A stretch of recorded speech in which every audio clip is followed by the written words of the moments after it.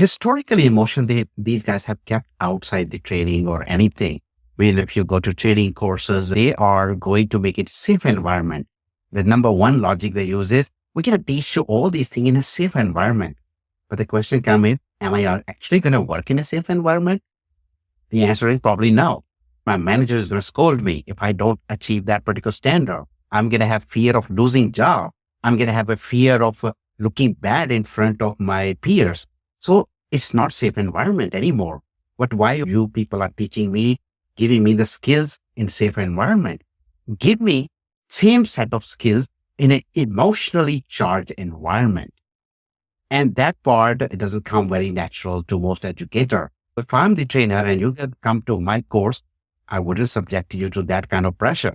But by not subjecting you to that kind of pressure and emotions, I'm not doing justice with your career. But then again, I got this selfish interest. I'm going to need to earn money from you. And if I don't teach you nicely, you're not going to come. You're not going to give me good feedback. You're not going to give me good review on the internet. You're not going to give me good testimony. We don't really do a good justice with the education from that angle. But fundamentally, without emotion, you cannot learn.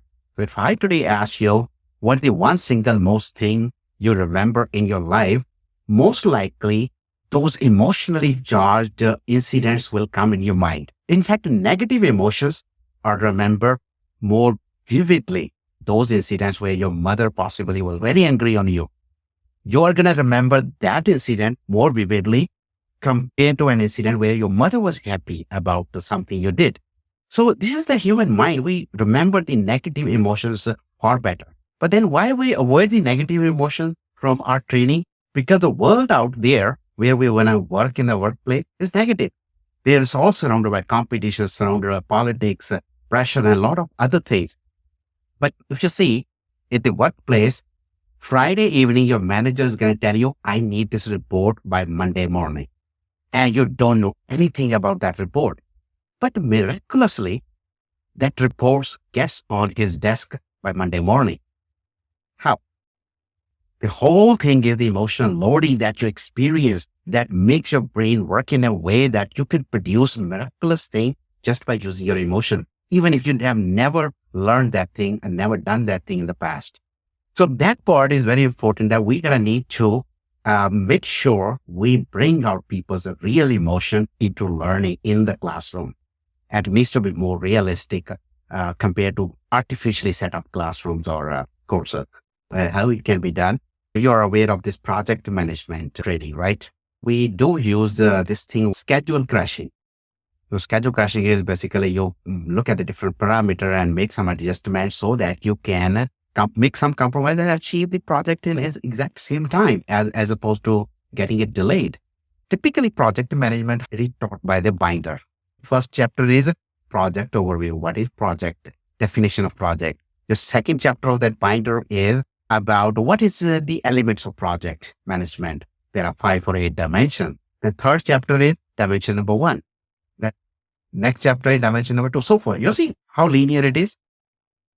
But when we work in organization, our department head calls us and say, Raman, your project is already $10,000 over and you are delaying it by 15 days. I want you to finish it by next Friday. What are you going to do? They don't talk about all those things linearly. So now you need to think of non-linear. So that non-linear thing does not happen in the education setting. So I'll give you an example how I did that one in one setting. So imagine that on day 1, you're walking into the training classroom. Somebody hands over an envelope to you. Everyone who comes to attend the training class, they are going to get an envelope.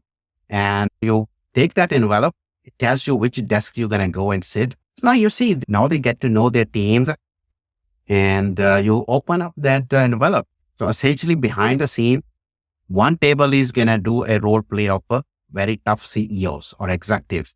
One table is going to do the role play of crazy customers, aggressive customers. One table is going to do a role of very fussy, negative thinking finance guys. One table is going to act like they are the contractors, those who cannot supply on time. Got a problem on the slide which says your project is 50 days late and you already spent over $10,000. You got 3 hours to figure this one out and present it on the podium.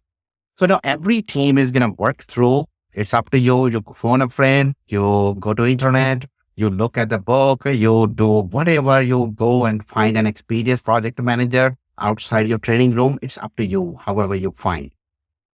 So every single table is going to come up with their solution, and their solution is not going to match with each other. But then they're going to present there, they're going to get grilled. Class is over. At the end of the class, we're going to say, okay, by the way, here is your 400-page binder. And we just covered the chapter number 1.